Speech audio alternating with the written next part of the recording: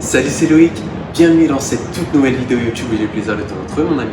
Aujourd'hui, j'aimerais partager avec toi d'importants points clés qui vont te permettre de prospérer sur le marché suisse. De nombreuses personnes souhaitent devenir frontaliers suisses et s'imaginent qu'en arrivant sur le territoire, ça va être comme en France, de par la mentalité, de par la culture.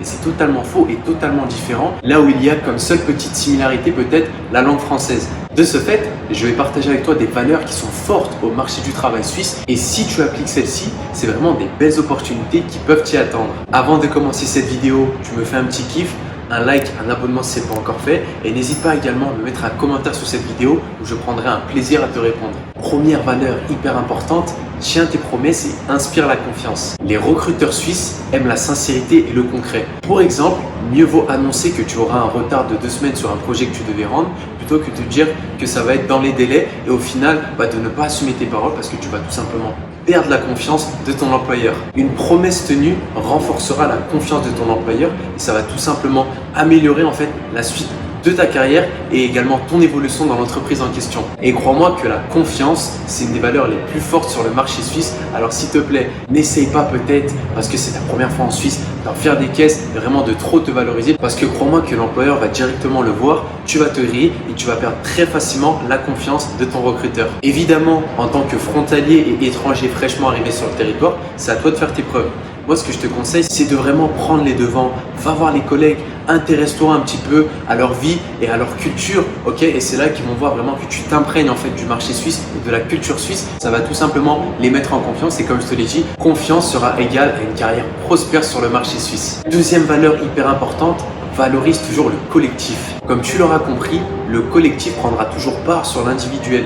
En fait, le plus important, c'est que chacun dans la boîte y mette du sien pour réussir un objectif. En tant que nouveau frontalier, il faut vraiment que tu comprennes que l'exploit personnel n'est rien et que le collectif est grandement valorisé et soutenu. Les Suisses sont capables de tout mettre de côté et également les querelles pour remplir un objectif commun. Alors voilà, ça sert à rien d'arriver, de te valoriser, de te mettre en avant parce que crois-moi que ça sera très mal vu. Mais au contraire, si tu penses collectif, si à chaque fois tu penses par rapport au groupe, là, crois-moi que tu vas gagner des points. Ton recruteur et tes collègues de travail suisses vont vraiment t'apprécier pour ceci. Et personnellement, je trouve ceci très honorable et j'aime vraiment cette valeur sur le marché où là en France, on valorise toujours le moi j'ai fait ci, moi j'ai fait ça. Non, vraiment cet aspect collectif et le fait de faire les choses ensemble, c'est vraiment une valeur que je valide. Troisième point, le refus du conflit ouvert.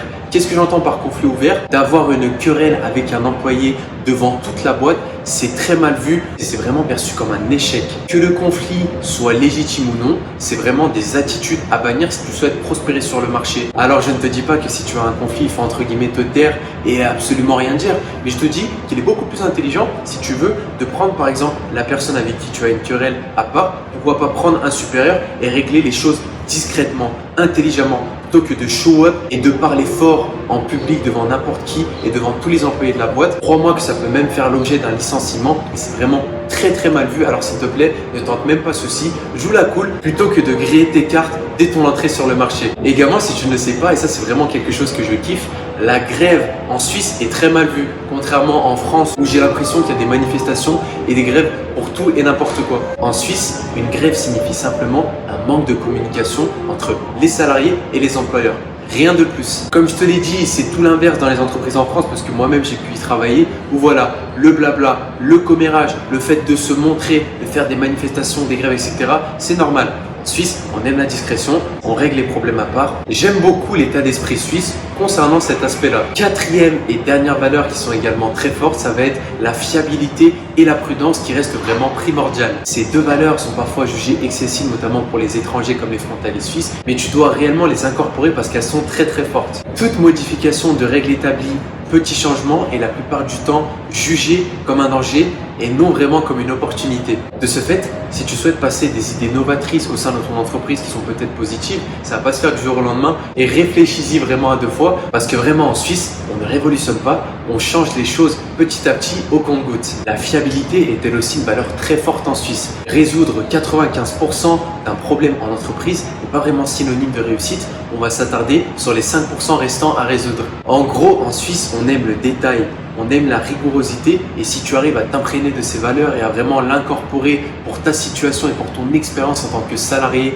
en Suisse, tu vas faire la différence, tu vas être apprécié de tes collègues, comme de ton employeur, tu seras accepté et validé beaucoup plus rapidement et forcément tes perspectives d'évolution et tout le reste ne sera que positif, que ce soit en termes d'évolution de salaire, évolution d'avantages. Bon voilà, le meilleur conseil à retenir dans cette vidéo, c'est que quand tu arrives en Suisse, tu n'es pas chez toi. Alors imprègne-toi de la culture et des valeurs du travail, notamment à travers ce que j'ai pu te donner aujourd'hui. Les informations que je t'ai données dans cette vidéo ne représentent qu'une infime partie des conseils et astuces que je peux te fournir. Si tu souhaites aller plus loin et obtenir rapidement un job sur le marché suisse, tu n'as qu'à cliquer sur le lien qui sera présent juste en dessous de cette vidéo. Au travers de ce lien, tu as mon programme Devenir frontalier suisse en moins de 3 mois qui a aidé de nombreuses personnes comme toi qui voulaient passer le cap et obtenir un job sur le marché suisse à obtenir une meilleure situation financière, professionnelle mais surtout personnelle et être un peu plus épanoui au quotidien de par cette nouvelle situation. Si l'aventure te tente et que tu es prêt à sortir de ta zone de confort, alors let's go, je me ferai un plaisir de t'accompagner. Tu as la présentation complète